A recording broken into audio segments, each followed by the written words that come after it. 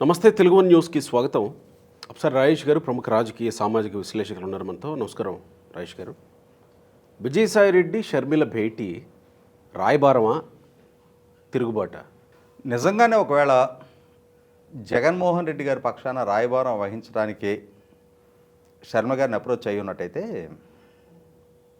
మొన్నటి ఎన్నికలకు ముందు కడప గడ్డ మీద నుంచొని జగన్మోహన్ రెడ్డి గారి రాజకీయ పక్షాన్ని దారుణంగా దెబ్బతీస్తున్న రోజే ఆ విధమైన ప్రయత్నం జరిగి ఉండేది.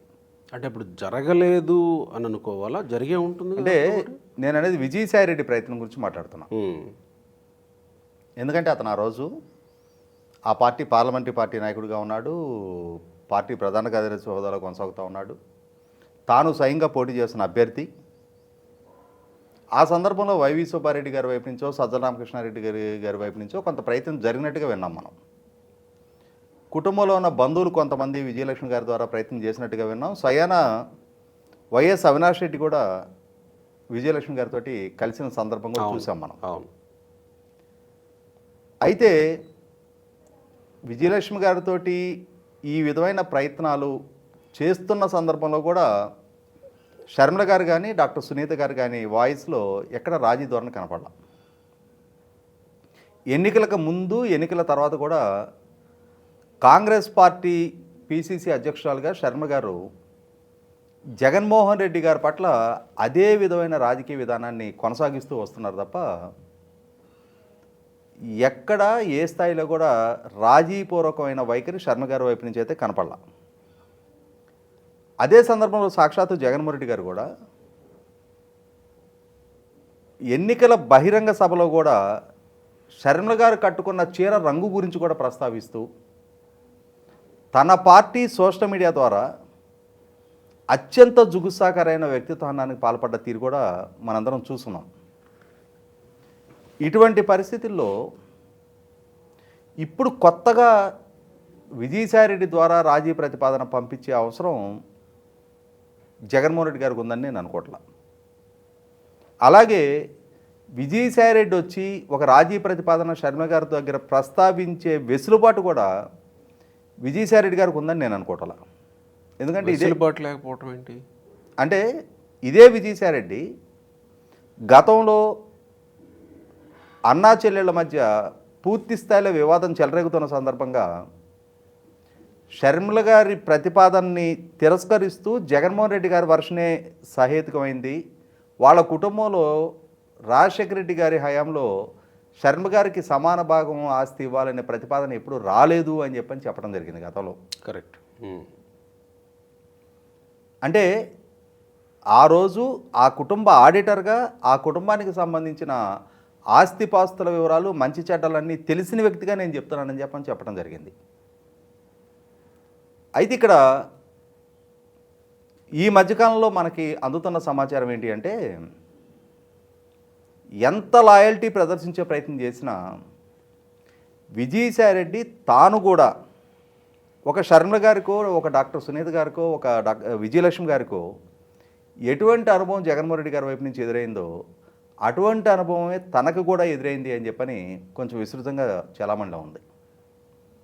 అంటే దశాబ్దాల తరబడి ఆ కుటుంబంతో అనుబంధం ఉండి జగన్మోహన్ రెడ్డి గారి ఆస్తులు సంపాదనలో తోడ్పాటును అందించి సిబిఐ కేసుల్లో కోఎక్యూజ్డ్గా ఉండి సెల్మేట్గా ఉండి ఆ పార్టీ నిర్మాణంలో ఆ పార్టీ కార్యకలాపాలని ఢిల్లీ స్థాయిలో విస్తరించడానికి అలాగే కేంద్ర ప్రభుత్వంతో సైజ్గా కొనసాగిస్తూ జగన్మోహన్ రెడ్డి గారికి అండదండలు సాధించడంలో కీలక పాత్ర పోషించిన విజయసాయిరెడ్డికి ఈ మధ్య జగన్మోహన్ రెడ్డి గారి దగ్గర నుంచి ఆదరాభిమానాలు తగ్గాయి అని చెప్పని ఇంకొక మాట బయట చలామణిలో ఉన్నదైతే అసలు జగన్మోహన్ రెడ్డి గారు విజయసాయిరెడ్డి గారిని మ్యాన్ హ్యాండిల్ చేశారని కూడా బయట చలామణి అవుతుంది. అది ఎంతవరకు నిజం అనేది మనకి రూఢి అయిన సమాచారం లేదు, కానీ పొలిటికల్ సర్కిల్స్లో చాలా విస్తృతంగా ప్రచారం జరుగుతూ ఉంది.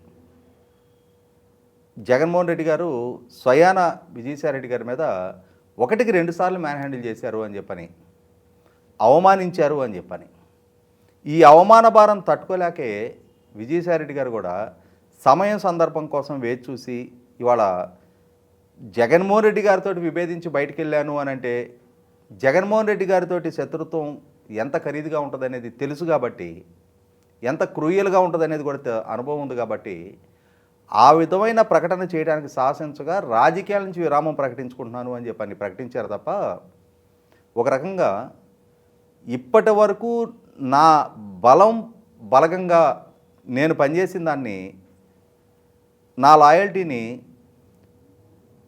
నాకు విలువ ఇవ్వకపోగా నన్ను ఈ విధంగా ట్రీట్ చేస్తారా, నేను దీనికి బదులు తీర్చుకోవాలి అనే ఒక శత్రుభావన కూడా పెంచుకున్నట్టుగా మనం వింటూ ఉన్నాం. అయితే ఇక్కడ విజయసాయిరెడ్డి నైజం తెలిసిన వాళ్ళకి,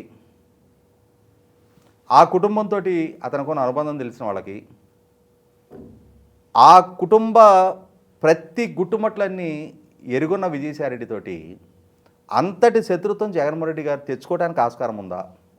అవును కదా. విజయసాయిరెడ్డిని దూరం చేసుకొని విజయసాయిరెడ్డి శత్రుత్వం తనకి ఎంత ఖరీదుగా మారుతుంది అనేది తెలియనంతటి అమాయకుడు జగన్మోహన్ రెడ్డి అని కూడా చర్చ నడుస్తూ ఉంది. ఏదేమైనా సరే ఇప్పుడు శర్మ గారు విజయసాయిరెడ్డి గారి మధ్య జరిగిన చర్చలు జగన్మోహన్ రెడ్డి గారి దూతగా శర్మ గారి దగ్గరికి వెళ్ళి చర్చలు జరపడానికి విజయసాయిరెడ్డి గారికి అంతటి వెసులుబాటు ఉందని నేను అనుకోవట్లా. నిజంగానే ఆ విధమైన చర్చల ప్రస్తావన గతంలో డీకే శివకుమార్ గారి ద్వారా, విజయలక్ష్మి గారి ద్వారా చాలా ప్రయత్నాలు జరిగాయి. అయితే ఇక్కడ శర్మ గారి వైఖరిలో ఎక్కడా ఏ స్థాయిలో కూడా రాజీ ధోరణి కనిపించాల.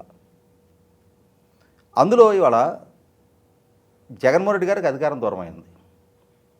కాంగ్రెస్ పార్టీ రాష్ట్రంలోనో కేంద్రంలోనో సమీప భవిష్యత్తులో అధికారంలోకి వచ్చేస్తుంది అని చెప్పిన సంకేతాలు కనిపించడం. ఎందుకంటే గత 2019 నాటి ఎన్నికలతో పోల్చి చూసినప్పుడు 2024 ఎన్నికల నాటికి కాంగ్రెస్ పార్టీకి కొంత బలం మెరుగుపడింది అనేది వాస్తవం. ప్రధాన ప్రతిపక్ష హోదా దక్కించుకోగలిగింది. కానీ ఇప్పటికీ 100కి లోపుగానే సంఖ్యాబలం ఉంది.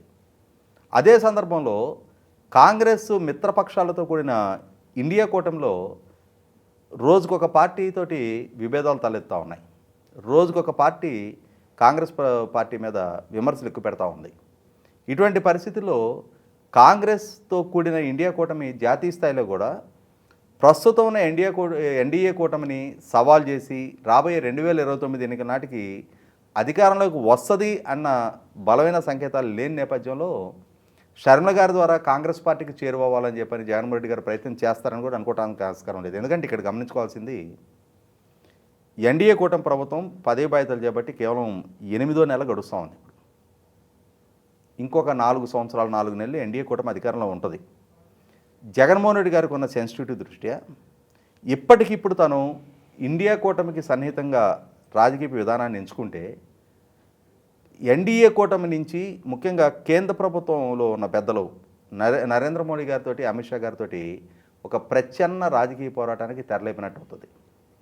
ఆ విధంగా తెరలేపే సాహసం జగన్మోహన్ రెడ్డి గారి వైపు నుంచి ఏ స్థాయిలో కూడా జరగదనేది వాస్తవం. కాబట్టి తన రాజకీయ ప్రయోజనాల కోసమో లేదు తన కేసుల నుంచి తనల్ని బయట పడేయడానికి ఆస్కారం ఉంటేనో తను శర్మ గారితోటో కాంగ్రెస్ పార్టీతోటో సైజుకి జగన్మోహన్ రెడ్డి గారు ప్రయత్నం చేస్తారు తప్ప ఇప్పటికిప్పుడు ఏ విధంగానూ రాజకీయంగా తనకు అండదండలు అందివ్వలేని, రాష్ట్రంలో పార్టీ పరంగా కానీ కేంద్రంలో అధికారికంగా అండదండలు అందివ్వలేని కాంగ్రెస్ పార్టీ నాయకుడిగా ఉన్న శర్మ గారితో ప్యాచప్ చేసుకునే అవసరం జగన్మోహన్ రెడ్డి గారికి లేదు. ఇన్ఫ్యాక్ట్ ఇంకా ఆస్తుల పంపిణీ వ్యవహారం ఇప్పటికీ ఎన్సీఎల్టీలో వివాదం కొనసాగుతూనే ఉంది. సరస్వతి పవర్ అండ్ ఇండస్ట్రీస్కి సంబంధించిన అంశం, ఆస్తుల పంపిణీ సజావుగా జరగలేదనేది వివాదం చెలరేగుతూనే ఉంది. వివేకానంద రెడ్డి గారి హత్య కేసు విచారణ ఒక టైం బౌండెడ్ షెడ్యూల్లో విచారణ జరగాలి అని చెప్పని డాక్టర్ సునీత గారు రీసెంట్గా సుప్రీంకోర్టులో పిటిషన్ ఫైల్ చేయడం జరిగింది. ఒక 6 నెలల్లో ఒక లాజికల్ కంక్లూషన్కి తీసుకురండి అని చెప్పని.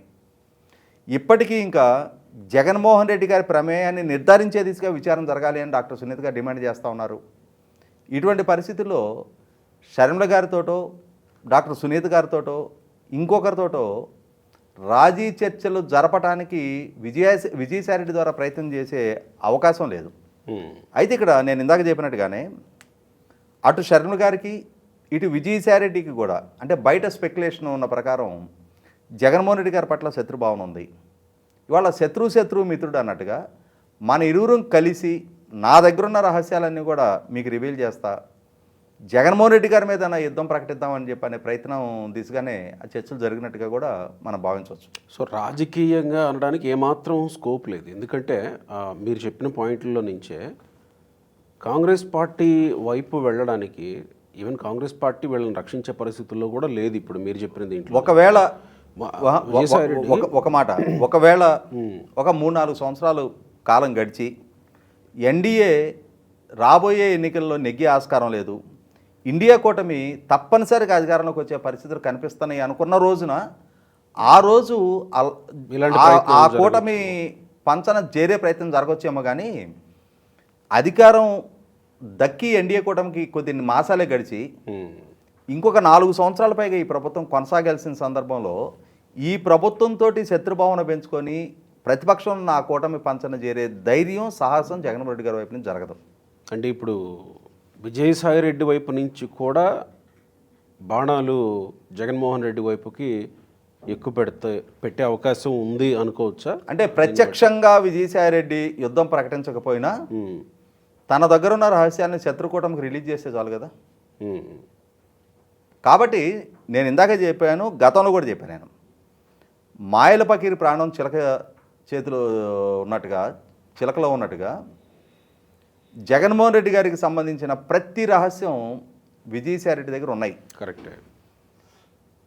తెలిసి అంత కీలకమైన విజయసాయి రెడ్డిని తన శత్రువుగా మార్చుకునే దుస్సాహసానికి జగన్మోహన్ రెడ్డి ఎలా ఒడిగట్టాడు అని చెప్పని ఇవాళ రాజకీయ వర్గాల్లో కూడా చాలా విస్తృతంగా చర్చ జరుగుతుంది. జరిగిందిగా అదే.